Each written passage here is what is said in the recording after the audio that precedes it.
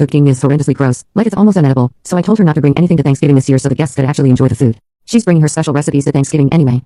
Every year, our family does a big Thanksgiving dinner, and we all typically bring a dish or two. My sister, who's a lovely person in every other way, insists on cooking something homemade every time. The issue? She's not a great cook.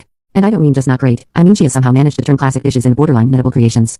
For context, last Thanksgiving, she showed up with her special recipe stuffing that was over-seasoned with random spices like cinnamon and cardamom. It was dry, and the flavors were confusing and totally off for stuffing. Only one person took a small bite, and the rest went untouched. Another year, she brought a green bean casserole that had some kind of strange, chewy texture. She later admitted she used coconut milk and almond flour to experiment. No one wanted seconds of that, either. This year, I'm hosting Thanksgiving. Since I'm responsible for putting it all together, I wanted to keep the menu consistent so that people could actually enjoy a cohesive meal. I thought I'd avoid drama by asking her to bring non-food items instead, like wine, soda, or even some flowers. I explained to her, very kindly, I thought, that I just wanted to make things easy and streamlined, and I'd handle the main dishes. But she didn't take it well. She got offended and told me I was being controlling and shutting her out of the family gathering. She then accused me of making her feel inadequate and said that Thanksgiving is about everyone contributing, not me deciding what's acceptable. I told her that everyone appreciates her effort, but that she could contribute in other ways and still be part of it. She doubled down and said she's bringing her famous green bean casserole whether I like it or not. Now, my mom and a couple of other family members have chimed in, saying I should just let her bring whatever she wants because it's Thanksgiving and it's the thought that counts. They're acting like I'm committing some huge offense by wanting the food to be enjoyable for everyone and not have random experimental dishes that no one will eat. But I feel like I'm just trying to keep the meal enjoyable and, frankly, edible. I don't think it's wrong to want guests to actually enjoy the food, especially since I'm putting in a lot of effort to host. Am I really being unreasonable here? Am I a jerk? Comment. I'm just super curious what other things she's made. If you're willing to expand on a few more.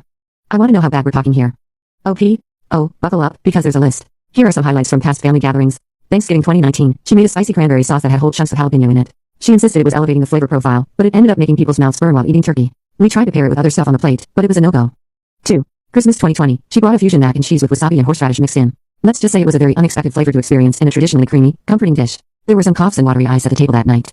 3. Easter 2021, she made a carrot salad that had shredded carrots, raisins, and sardines. She claimed it was based on some Mediterranean recipe, but I'm pretty sure no Mediterranean grandma would approve. 4. Last Thanksgiving, this was the infamous cinnamon cardamom stuffing. She wanted it to be warm and aromatic, but it ended up tasting like a holiday candle. The texture was also super dry, and even though she noticed no one was touching it, she blamed it on us not appreciating new flavors. 5. Family barbecue this past summer, she did a barbecue tofu thing that had an odd vinegar peanut butter sauce. I don't know what cuisine inspired that, but it didn't belong anywhere near a grill. People tried to be polite, but most of it ended up going home with her. So yeah, this isn't just me being picky. She's made some real adventures out of classic dishes, and I'm genuinely nervous for what she's planning with this whole Thanksgiving trio experience. Update 1. Alright, so Thanksgiving is now just a little over 2 weeks away, and somehow things have escalated even further than I thought possible. I thought maybe my sister's Thanksgiving trio experience would be the peak of the drama. Well, turns out I was wrong.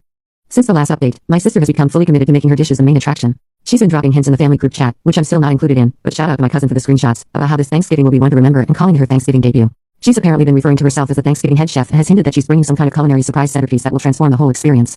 From what I can piece together, she's planning the main statement dish in addition to her original 3 side dishes. I'm picturing something equally bizarre but on a much larger scale, and honestly, I'm terrified. If her green bean casserole was already pushing it, I can't even imagine what she thinks is worthy of being the centerpiece. Then, to make things even weirder,